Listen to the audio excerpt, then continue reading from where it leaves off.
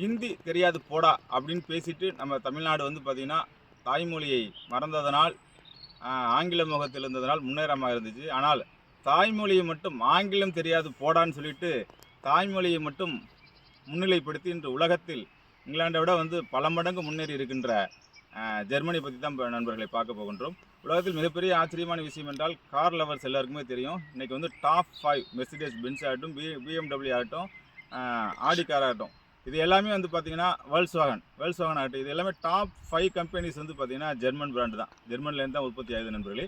அதே மாதிரி வந்து டெக்னாலஜியில் வந்து பார்த்திங்கன்னா இன்றைக்கி நம்பர் 1 இருக்கிறது ஜெர்மன் தான். ஜெர்மனை பற்றி கேட்க நம்ம வந்து பார்த்திங்கன்னா இப்போ இந்த ஆங்கில மோகத்தில் வந்து பார்த்திங்கன்னா ஒரு நண்பர் கேட்டார், ஏன் சார் வந்து இங்கே ஜெர்மனில் வந்து பார்த்திங்கன்னா ஆங்கிலம் டெவலப் ஆகாமல் இருக்குது அப்படின்னு கேட்கும்போது அவங்க சொன்னாங்க, நாங்கள் தாய்மொழியில் பயன்படுத்தி ஆங்கிலத்தை ஒரு மதிப்பாகவே மதிக்காமல் எங்களை என்ன நீங்கள் பீட் பண்ணுறீங்கன்னு சொல்லிட்டு நாங்கள் வேணும்னு தான் ஆங்கிலம் கற்றுக்கல.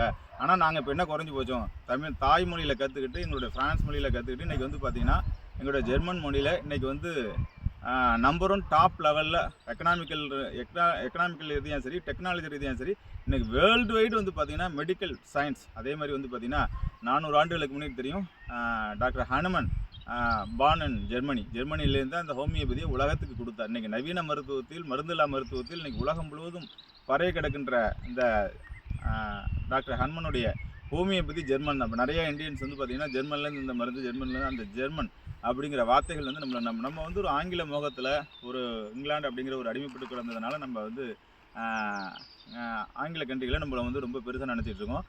ஆனால் வந்து தாய்மொழியை மட்டும் முன்னிலைப்படுத்தி இன்றைக்கி ஜெர்மன் வந்து உலகத்தில் நம்பர் 1 கண்ட்ரியாக வளர்ந்துருக்கு. இன்னும் பார்த்தீங்கன்னா பண மதிப்புலையும் சரி, ஹீரோ தான் இன்றைக்கி நம்பர் 1ல் இருக்குது.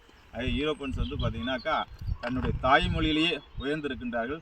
அதுபோன்று நாமும் நம் தாய்மொழியை மறந்தோம், நம்மை நாமே மறந்தோம், நம்முடைய சித்தர்களுடைய மரபுகளை மறந்தோம், சித்தர்களுடைய ஓலைச்சுவடிகளை மறந்தோம், சித்தர்களுடைய மருத்துவத்தை மறந்தோம் என்று அதனால் இன்று தமிழர்கள் கஷ்டப்பட்டு கொண்டிருக்கின்றார்கள்.